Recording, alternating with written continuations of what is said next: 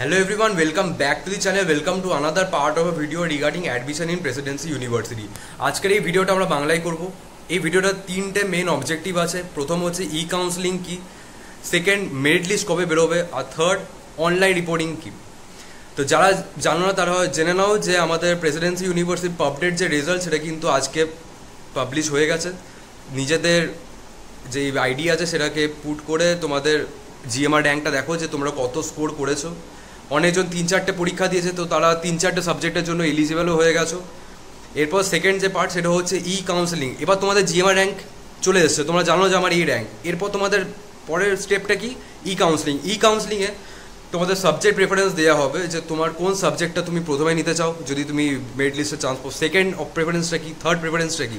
এবার তোমরা অনেকেই বলবে যে মনে করো সেকেন্ড প্রেফারেন্সটা তুমি আগে পেয়ে গেলে যে সাবজেক্টটা, তাহলে কি তোমরা সেকেন্ড থেকে ফার্স্টে শিফট করতে পারো? অবশ্যই পারবে। যদি তুমি ফার্স্টে পেয়ে যাও তারপরে তুমি কিন্তু কলেজ থেকে ইজিলি সেটা ট্রান্সফার করে নিতে পারবে।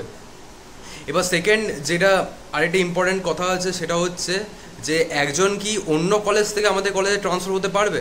অবশ্যই হতে পারে। মনে করো তুমি একটা অন্য কলেজে চান্স পেয়েছো, এরপর তোমাদের 3-4 মাস হয়তো 2-3 মাস পর হয়তো তুমি সেকেন্ড বা থার্ড মেরিট লিস্টে দেখলে যে তোমার এই কলেজে প্রেসিডেন্সিতে তোমার নাম এসেছে, তা তুমি কি করবে? অ্যাডমিশনটা জাস্ট ক্যান্সেল করে এখানে অ্যাডমিশনটা করিয়ে দেবে। কিন্তু এটা মনে রাখবে যে অ্যাডমিশনটা কিন্তু ক্যান্সেল করাবে, নাহলে কিন্তু তোমার দুটো রেজিস্ট্রেশন নাম্বার হয়ে যাবে, সেটা কিন্তু পরে ফিউচারে তোমার প্রবলেম হতে পারে।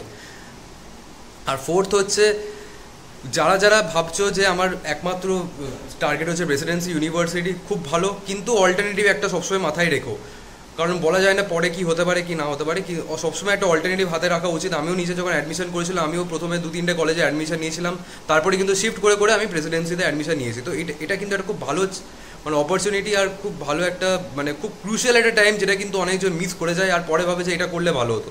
তো সবসময় একটা অল্টারনেটিভ হাতে রাখবে to be safe. Second, merit লিস্টটা কবে বেরোবে? এবার ই কাউন্সেলিংয়ে তোমার যখন হয়ে যাবে, হয়তো তোমার 1 সপ্তাহের মধ্যে ই কাউন্সেলিং হয়ে যাবে, ই কাউন্সেলিংয়ের 1 সপ্তাহ পর কিন্তু মেরিট লিস্ট পাবলিশ হবে। এবার এই ই কাউন্সেলিংয়ে যে মেরিট লিস্ট পাবলিশ হচ্ছে সেই মেরিট লিস্টের আগেও কিন্তু একটা অনলাইন রিপোর্টিং হতে পারে। এটা কিন্তু আমাদের টাইমেও হয়েছে, তোমাদের টাইমে হবে কি হবে না ঠিক বলা যাচ্ছে না, কিন্তু হওয়ার চান্সটা খুব বেশি। এই অনলাইন রিপোর্টিংটাই, ই কাউন্সেলিং তো তুমি করে নিলে, এরপর হচ্ছে রিপোর্টিংয়ে তোমার ক্লাস 10-এর যে মার্কশিট, 10-এর যে অ্যাডমিট কার্ড, 12-এর যে মার্কশিট, 12-এর যে অ্যাডমিট কার্ড, এটা খুব ইম্পর্টেন্ট ডকুমেন্ট, যেটা কিন্তু অ্যাডমিশনের ক্ষেত্রে খুব ইম্পর্টেন্ট। আর এই রিপোর্টিংয়ে এই 4টে ডকুমেন্টেরই কিন্তু মানে তোমার ফাইলটা আপলোড করতে হয়। ওরকমই একটা লিঙ্ক দেওয়া থাকে অ্যাডমিশন যে পোর্টালটা আছে প্রেসিডেন্সি ইউনিভার্সিটিতে, সেখানেই কিন্তু তোমরা পেয়ে যাবে। এবার ওইখানে ওই আপলোড করে তুমি তোমার কী হবে যে ইউ হ্যাভ রিপোর্টেড সাকসেসফুলি, তোমার নামের পাশে গ্রিন টিক আসবে। এবার যারা যারা রিপোর্টিং মিস করে যাবে তাদের কিন্তু নামের পাশে গ্রিন টিক আসবে না, আর তাদের কিন্তু অ্যাডমিশন হওয়ার কোনো চান্স নেই। তো সবসময় বলবো যে রিপোর্টিংটা মিস করবে না, রিপোর্টিংটা অবশ্যই করবে। তোমাদের হেল্পের জন্য একটা অ্যাডমিশনের একটা হেল্প ডেস্ক বানিয়েছি আমি নিজে, যেখানে তোমাদের মতো স্টুডেন্টের হেল্প পাই, তোমরা ওইখানে জয়েন করে নাও। সেখানে কিন্তু ডাইরেক্টলি তোমরা আমার কাছ থেকে হেল্প পাবে। এরপর আর যেরকম যেরকম আপডেট পেতে যেরকম আসবে সেরকম ওই গ্রুপেও কিন্তু সেন্ড করে দেওয়া হবে।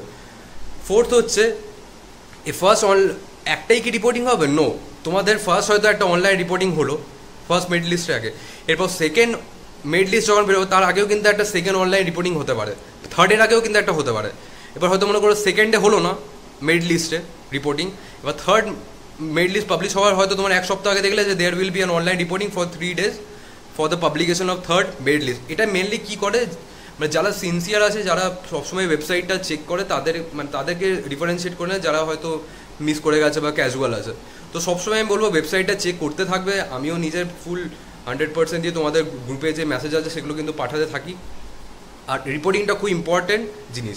তো এখন আমরা যে ভিডিওটায় বুঝলাম যে এর পরে একটা ই কাউন্সেলিং হবে, যেখানে তোমাদের সাবজেক্ট প্রেফারেন্স চাইবে, তোমার নাম টাম যে নর্মাল যেই ব্যাপার যে ইনফরমেশন আছে সেটা চাইবে, তারপরে একটা অনলাইন রিপোর্টিং হতেও পারে না হতে পারে, তারপর কিন্তু মেরিট লিস্ট পাবলিশ হবে। এবার সেকেন্ড মেরিট লিস্টের আগে কিন্তু একটা অনলাইন রিপোর্টিং হতে পারে।